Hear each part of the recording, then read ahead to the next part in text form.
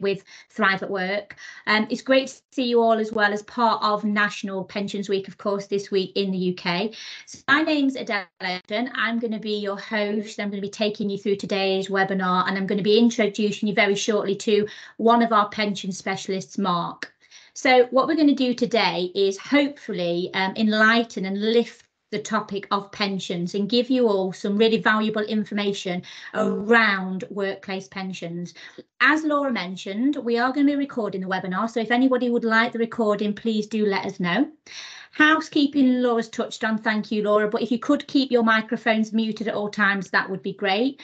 More than happy to keep you all on camera. It's great to have some faces to talk to, but appreciate if you do want to pop off camera, you're more than welcome to as well.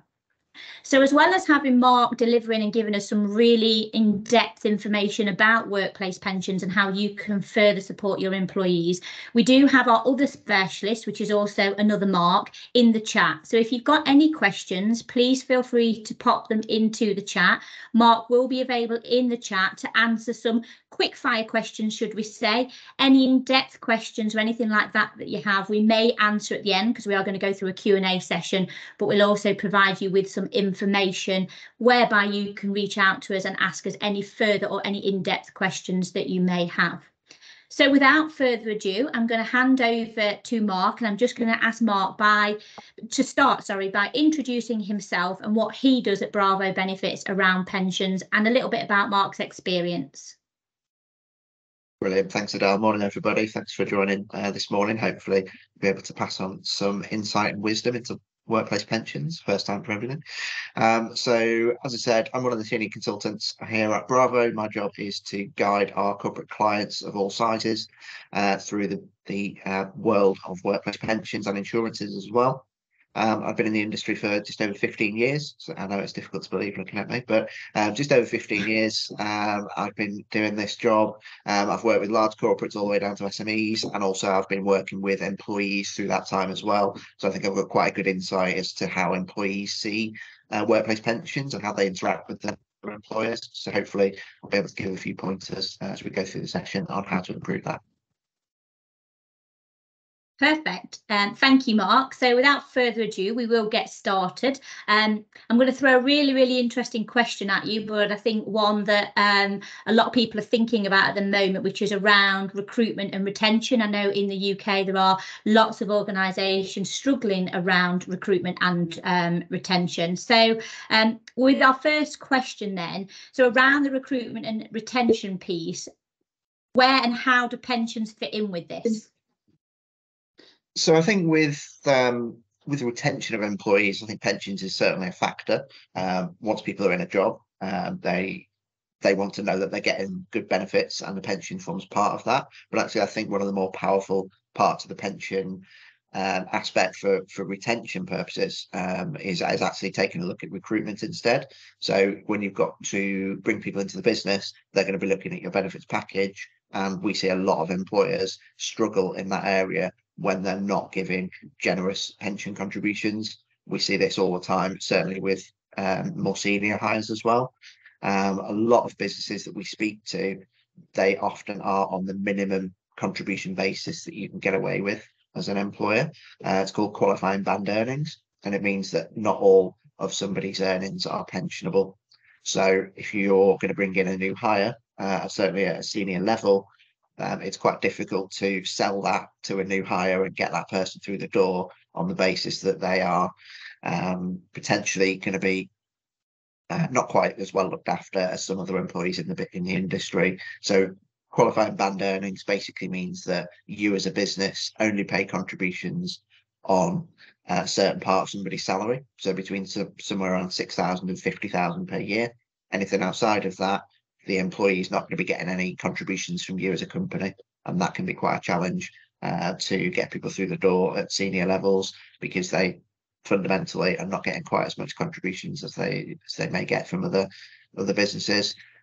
We do see a lot of businesses in this scenario as well, whereby they're just doing the minimum that they can get away with, and quite often what we see from employers when we speak to them is we'll say, what's your approach to workplace pension contributions? And they go, we have a pension scheme, it is what it is, we pay what we need to, which is fine in certain circumstances, but it's probably worth having a look at ways that you can boost that to try and help with that recruitment drive for employees, certainly at a senior level.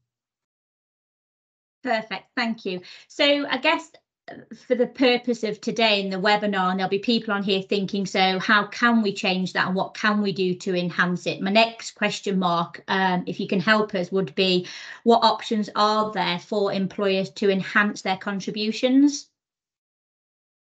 Okay, so there's a few things that you can do here. So as I said, the minimum contributions is where you only pay contributions on a certain level of somebody's salary between 6 and 50,000. That's not the only way to do it. You can have a definition of pensionable earnings, which is based on somebody's entire earnings, either that be basic salary from pound one of employment, or you can actually base it on total salary as well. So you could include bonuses, commissions, etc. within that. And then the employee knows that the more they earn, the bigger the pension contribution is going to be. So the more that's going to help them towards retirement. So just be aware that there are alternatives to that qualifying band earning structure. So well worth having a look at that. The other option that you could do as well, because there is a mismatch between employee contributions required and employer contributions required. At a minimum level, employer needs to put in 3%, employee needs to put in 5%. So one of the logical things to do is look at equalising that and actually having a matched contribution structure going forwards as well for anybody who wants to put in more than the minimums. So, for example, you could have a structure whereby if the employee is willing to put in 6% of their salary, then the employer would match that 6% as an incentive to get that person to save for retirement. Obviously, slight increase in cost to the business, but then there is also an argument to say that over time, that may well pay for itself in terms of not having to recruit new people that you may lose because you're not being quite as generous with your pension contributions as you could be. The other thing that I would say to throw in there as well, you may need to do a tiered contribution structure. Could be based on seniority, based on length of service, but where you may just want to have a look at boosting contribution options for certain groups of employees if the budget's not there to do it for everybody, and that might hopefully help with that recruitment and retention piece. Perfect. So some food for thought there for our audience, hopefully, and a few tips there around what they can do to help them with their recruitment and their retention. And as we've already mentioned, I know it's quite a difficult out there at the moment, isn't it, retaining and recruiting people? But if we think now and move over to the kind of perspective of the employee mark, it would be good to understand a little bit about how employers can support their employees with their pension, or I guess their long-term financial planning, that type of stuff. So what should they be thinking about in relation to long-term retirement planning, and how can they support their employees with that? Yeah, so this is quite a big issue at the moment with obviously the cost of living as it is. We're seeing a lot of people worried about their finances and obviously trying to make savings where they can.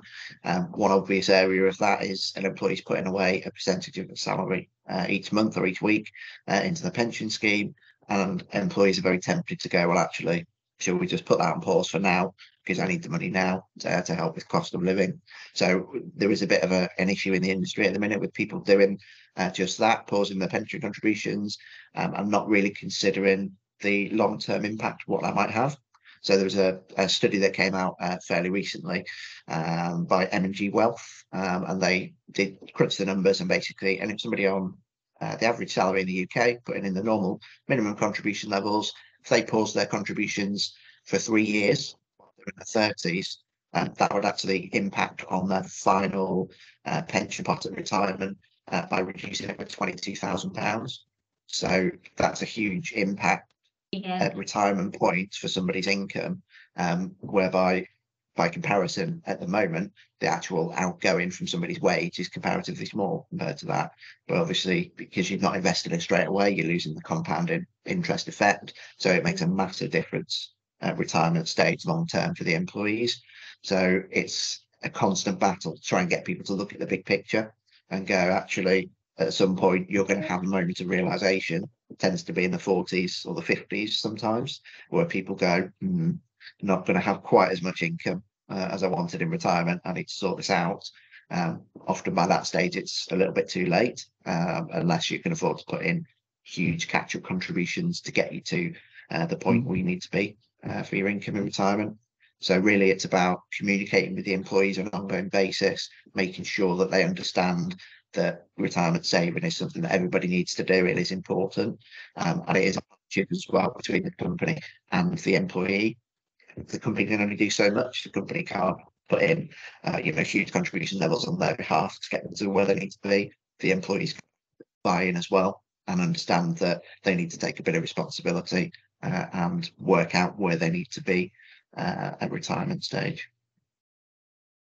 Perfect. So I guess it's almost that two-way communication there, you could say, Mark, that the employees are, communicating and taking responsibility themselves, but actually a little bit from the employer that says, hey, have you thought about this, and communicating regularly to their employees. So we've got this kind of joined up approach. And I think we see it a lot, don't we, in our jobs, and this is one of the reasons we're doing this pension webinar today, because it is a taboo topic. It isn't often addressed in the workplace, but from what you've just said, it's trying to align it and have that joined up approach where regular communications do go out to employees to enable employees then to take some responsibility themselves, and having that joined up approach.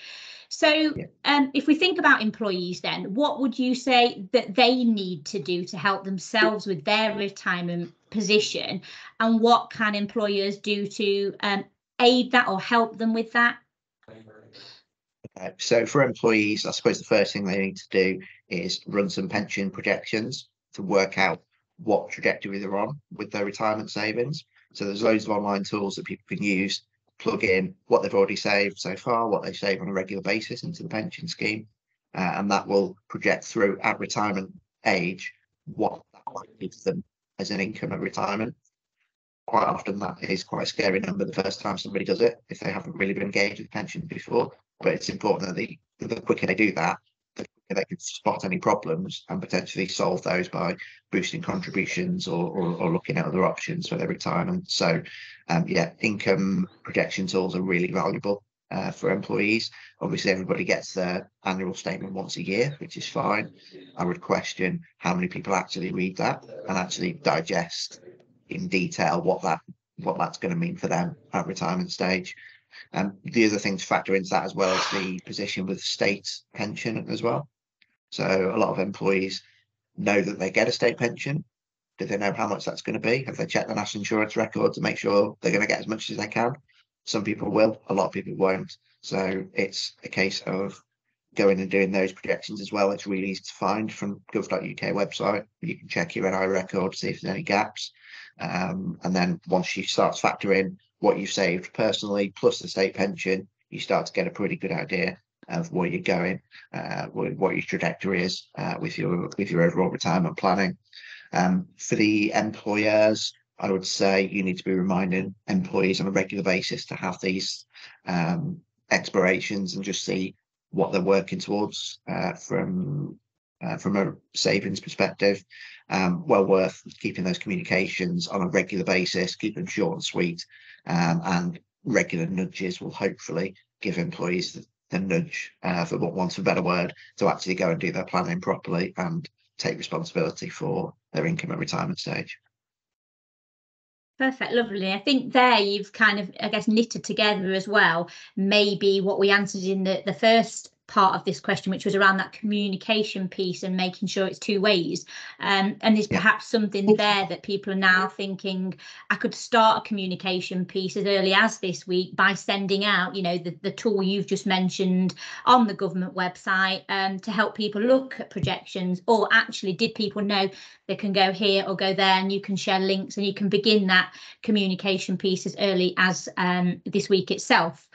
So thinking about then, I guess, next, what about the employee pension scheme itself? Is there anything that the employer can do to help from that perspective? So I would say regular reviews are important of the pension scheme itself. People may or may not be aware of how pension schemes are run and how the charges work with pensions, but employees pay a management charge out of their pension pot for the basically covering the cost of running that scheme for the employees. So that charge itself is quite important, and a lot of employees maybe won't know what that is. A lot of employers actually don't know what that is either. We speak to a lot of employers who go, "I've no idea. I didn't realise there was a charge, or I don't know what that charge is." So it's well worth reviewing that scheme just to see, can that be improved, so that the employees are paying less charges. So we see the less charges that are coming out of somebody's pot, the bigger it will allow the pot to be at retirement stage. So well worth having a look at that. I would say have a look at the default investment as well within your pension fund. A lot of talk in the industry about sustainability, ethical investments, etc. And obviously that resonates a lot with employees. So well worth reviewing the investment structure within your scheme to make sure it aligns with your company's own sort of ethical standpoints as well. And that can boost engagement with the employees within the scheme. And the other thing that works quite well as well is having some sort of employee forum or benefits committee, whereby you get employees involved in the ongoing reviews of the pension scheme, because that then filters down to the wider workforce, understanding that the business is investing time and effort into making sure the pension is as good as it can be. So if you haven't got one of those in place, or you haven't got any employees involved in that ongoing reviews and governance of your scheme, it's well worth getting something set up so that you can have that buy-in from the employees as well. Perfect, thank you. And thank you for those people popping questions into the chat. I can see some questions coming through. Laura has now popped on the link that you can all use, or that you can share across your teams, so that people can have a look and check that state pension. From a question point of view, we will be doing some Q&As at the end of this session. So please keep popping them in there. And when we come towards the end of the session, we'll pull out some of those questions and we'll put them to Mark. My colleague, Mark Miller, is also in the chat, and he will be popping and bringing some answers to the table in the chat as well. So we're going to move on now to a slightly different topic. As you all know, auto enrolment was born 10 years ago. Hard to believe that that was a decade ago. So we're going to ask Mark a few questions now about the auto enrolment process, but also kind of, what's changed since it was introduced. So Mark, how would you say the landscape has changed over the last decade since auto enrolment was introduced, to us, and was made something that everyone had to do? Yeah, so the market certainly changed a lot since early days of auto enrolment, which was sort of late 2012 into 2013, when the first businesses had to meet these requirements. It started with the largest companies in the country, and then it gradually filtered down to all the other companies. So for a lot of businesses, they would have started contributions around maybe 2014, 15, something like that. Smaller businesses, 2016, 2017. Early days of auto enrolment was, shall we say, interesting. It was a little bit like the Wild West with some of the providers. They weren't 100% on board with what was going on with the rule changes. There was a lot of confusion about what business would be profitable and what wouldn't from the insurer's perspective. So actually, the insurers being very picky in the early days of auto enrolment, they would pick and choose which schemes they wanted to offer terms for. And if you were one of the chosen few, then you could have a pension scheme with one of the household name providers, Royal London, Scottish Widows, whatever it may have been. For the people that didn't quite have the contribution levels at that time, they would have had to look at alternative options, master trust options. So that would be Nest, People's Pension, etc. So there was very much a two-tier system in auto enrolment in the early days. That's changed now, to be honest. Most companies now can get skip terms for pretty much any of the household name providers. I won't bore you with the details, but there's been various legislation changes that mean it's now more attractive for insurers to offer terms for more businesses and to keep that money for a longer time period. So it's well worth having a review of your scheme just to see if you are with one of those master trust providers. Master trust providers do a job, and that's absolutely fine, and they meet the criteria. It's worth doing a review though, just to see if there is any other options available to you that might improve either the quality of the engagement, that the employees would get through the scheme. It might be an improvement in the charging structure that they're paying. It might be a boost for the tools available to employees and the employer as well. So it's well worth having a look at that. But yeah, the market's certainly softened, and it's now much easier to get terms from some of those household name providers. Perfect, thank you. So I'm just going to, I guess, draw on your, speciality in working with businesses, Mark, on pensions, just to help everyone to understand what type of results you see from your clients when you're reviewing pension schemes. So it would be great to understand, or I guess for you to provide as an example, of somebody that you've worked with and the type of results that you've seen through doing a market review. Okay, yeah, so we've done quite a lot of reviews in recent times where we've gone out to the market. We work with all the main insurers in the market to see who's going to have the best options. One thing to be aware of within the auto enrolment market, there is a charges cap, which is 0.75% management charge, which is what the employees pay out of their pot. We've seen, and we still see, a lot of employers that are exactly on that cap, that 0.75% cap.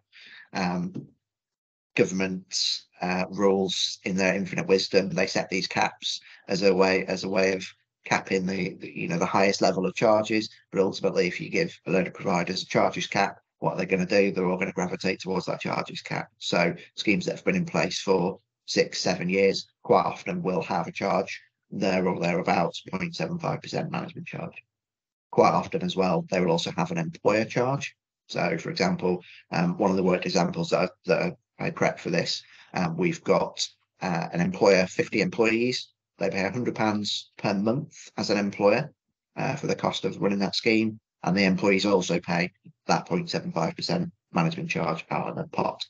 So, off the back of that, we've gone and done a review, gone to all the different providers, and we've now put them a scheme in place whereby we've reduced that £100 a month charge to the employer to zero, and also we've reduced the charging structure that the employees pay from 0.75% to 0.3%. So a huge difference, both for the employee and the employer in terms of costs. So that's the sort of difference that we're seeing now. That's how the market shifted over the last few years. We're now able to get far more competitive terms than would have been available before. Most of the providers and insurers can quote at that sort of level.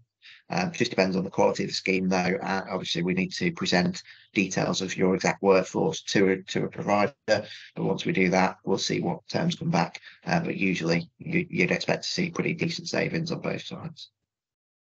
Perfect. And I think that's a really, important piece for today's webinar, isn't it? That there are cost savings involved, which help, of course, with, the financial picture and the issues that we're seeing at the minute in the UK. And I think the big thing I pulled out of that, Mark, was the word charges. It seems like perhaps historically, through this 10-year period we've talked about, people haven't reviewed their pensions. They're on high charging structures. And by simply reviewing it, with a professional, you can ultimately lower your charges, which lowers the cost to the business, but also helps the individual as well. Would you say that's a fair summary and I guess something that people could take away? Yeah, definitely. The industry's moved so far so quickly.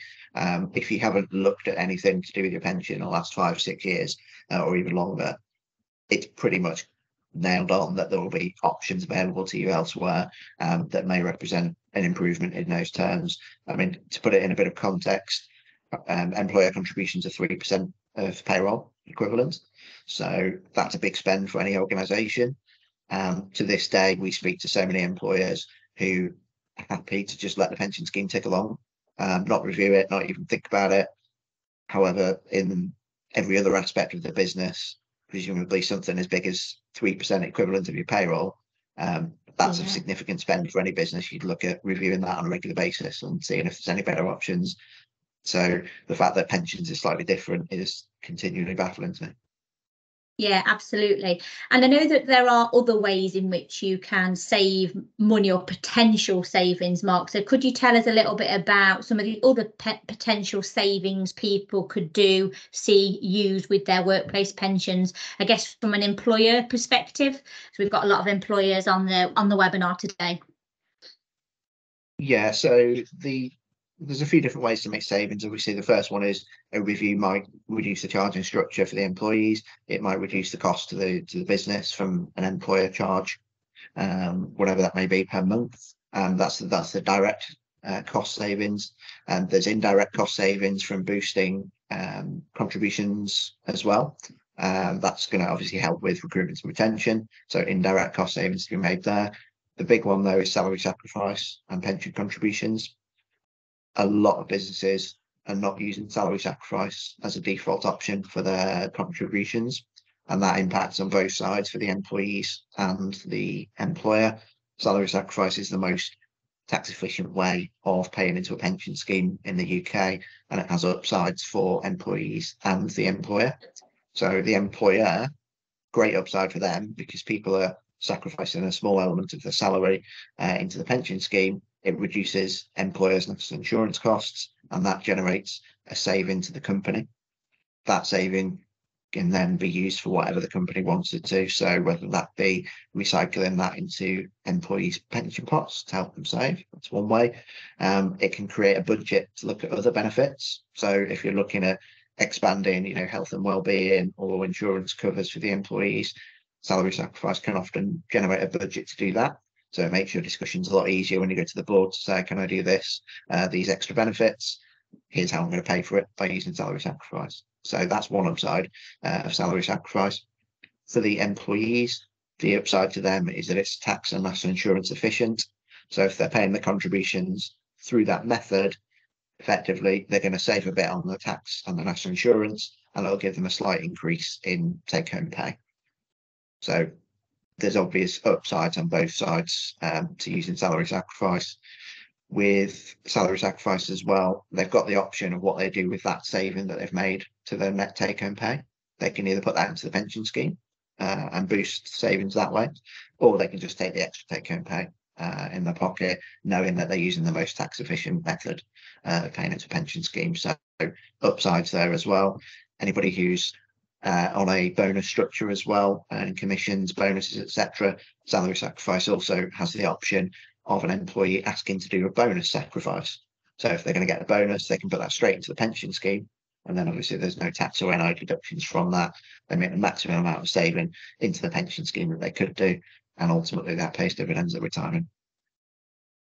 Perfect. So I think for me, I'm summarising it and thinking about it all as I'm going along, Mark. And, I'm not a pensions expert. I actually work from a health and wellbeing perspective in Bravo. So it's great for me to listen and understand as well as the audience. And I'm just tying it back in my mind to our first question around recruitment and retention and the ability to increase contributions where possible. But actually, if a business were to go through, let's say, market review, reduce their charges, look at a salary sacrifice option, that kind of whole cost saving piece draws us back to our first question on that recruitment and retention. How can we then make our pension scheme more attractive? But actually, if we've done this cost saving bit, there's then potential, isn't there, to start increasing and making your own pension scheme more attractive by increasing contributions, because actually you've done a saving on your charges, or you've done a saving by changing its salary sacrifice. So it takes us right back, doesn't it, just full circle to actually there is a way for businesses to increase contributions by doing that cost saving bit initially. Yeah, absolutely. So it all factors into the overall approach with pensions. So the employer needs to have a look at what they do at the minute. What can they do to improve that, streamline that? And then longer term, or as part of a wider review, they might then need to look at boosting contributions, changing contribution structures, etc. So there's different aspects they need to focus on. But I would say have a look at what you do at the minute as a starting point. What can we do to improve that? And then we can focus on the wider piece, which will ultimately factor into recruitment and retention. Perfect. So before we move on to the Q&A section, I can see there are a few questions popping into the chat. And if anyone has got any, now's the time to add them in. Mark, I'm just going to ask you quickly before we move on for your takeaways. So what are your key takeaways for our employees, employers on today's call? Okay, so 3 action points to take away. If you take nothing else away from the session, take these away. First of all, retirement savings should be seen as a partnership between the company and the employee. There's no point in an employer going, the employee's saving for the retirement, it's up to them, let them get on with it. And equally, it's no point in the employee going, well, the business should be looking after me and helping me save for retirement. Ultimately, both sides have got to take a bit of responsibility here. So it's about communicating that between both sides, making sure they understand the roles that each one plays. You need to have a think about the employer mindset as well. Is the pension seen as another cost that they have to meet, or is it seen as a key benefit that actually looks after their employees long term at retirement stage? If you fall into the first camp and it's seen as a cost, then potentially that's going to filter through to how the employees see that benefit as well. If it's seen as a key benefit and promoted to the employees so they understand what's going on, they're more likely to engage with it and more likely to get good results at retirement stage and get a decent income to live on as well. And then finally, yeah, if you haven't had a look at a pension review for 5-6 years plus, even if it's shorter than that potentially, well worth having a look to see if there are any savings to be made. That could be on the scheme itself or from a salary sacrifice point of view. Just have a look and have a think about whether or not that's something that you need to review, given when it was last had a look at. I speak to a lot of businesses, and when I say, when was the last time you reviewed your pension scheme, they go, oh, well, we're supposed to review them, which is a bit of an awkward conversation, because yes, so you need to be doing it on a regular basis. Perfect. Thank you for your takeaways, Mark. Right, I am going to dive into the chat and pull out a few questions. So the first one I'm going to pull out, if someone has popped on here, can you recommend a pension advisor? So I'm not going to hand that over to Mark. I'm going to hand it over to me. And I'm going to say what we will be doing at the end of this session is we will be popping up an email address whereby you can contact Bravo Benefits. We do have 2 pension specialists who are both here today on the call, one of which is Mark Berry, who is nicely answering my questions, and the second is Mark Bella, who is available in the chat. So if you would like any information on pensions or the work that we can do to support you, please pop us an email and we'll pop that email address on the screen shortly. So I'm going to go to the question above then, Mark, around salary sacrifice, because I think this is a really good question, and it's a question that you see quite a lot in your day-to-day work when you're helping businesses with pensions. And that is, I guess, what stops a company or an individual moving to a salary sacrifice scheme? Okay, so the main issue that would stop somebody using salary sacrifice is earnings level. So you can't sacrifice below the minimum wage. So if you're a business that has a lot of people on or around minimum wage, it's going to present an issue. So you just need to be aware of that. Anybody who doesn't have that issue, there's very little downside to using salary sacrifice. It's the most tax efficient way of doing it, and it's well worth having a look at it. Even with businesses where you've got a lot of people on or around minimum wage, you may have a group of people that aren't on minimum wage, back office staff, head office, etc. So it may be worth having a look at, can we do something for those people as well with salary sacrifice to at least generate some savings for the business from that particular group of employees, and everybody else uses the old-fashioned, sort of the traditional net pay method. Net pay is always available, by the way, for everybody. So anybody who doesn't want to use salary sacrifice for whatever reason, they can always refer to the old net pay method as well. Perfect, thank you. So I have got a question actually that I've written down on my notebook, Mark, and that was because, as you know, we allow people to submit questions beforehand, and that isn't because I'm avoiding some of the questions in the chat, but I can see some of the questions in the chat are quite in depth, so they're perhaps ones whereby we need to pick up with people individually to help answer that question. So the question, and I know there'll be quite a few people on today's call with this type of scheme, is around Nest. So can you tell us, before we end today's webinar, what is a good alternative to a Nest scheme? Okay, so Nest is the scheme that has the government-backed mandate that says they need to take every employer that comes to them to ask for a scheme. There are alternatives, obviously, to Nest, and as we talked about earlier on, the pension market's moved on a long way, so potentially there could be terms available with other insurers. The way that we approach that, rather than saying a good pension provider is X, we do it slightly differently. We would go and do a market review for employers looking for alternatives, and we go to the different providers that are available in the market. So we've got about 10 providers that we would go to on our panel. We would present terms for each company that wants to see what their options are, and those providers will come back to us with a breakdown of terms that they can offer for that scheme. So it's not a one size fits all. This is a good alternative to Nest. It's a case of let's go and do the review, because some providers will see some employers differently to others. So that's why we need to go across market and make sure we get the best option that fits that particular employer. Perfect. Thank you, Mark. So yeah, as Mark's mentioned, it's kind of approaching it in that holistic whole of market review perspective, rather than just going out to one individual company or comparing one company with Nest. So we have gone through a couple of questions there. I'm just going to have a little look if there's an initial, another one more that we can pull out before we end that.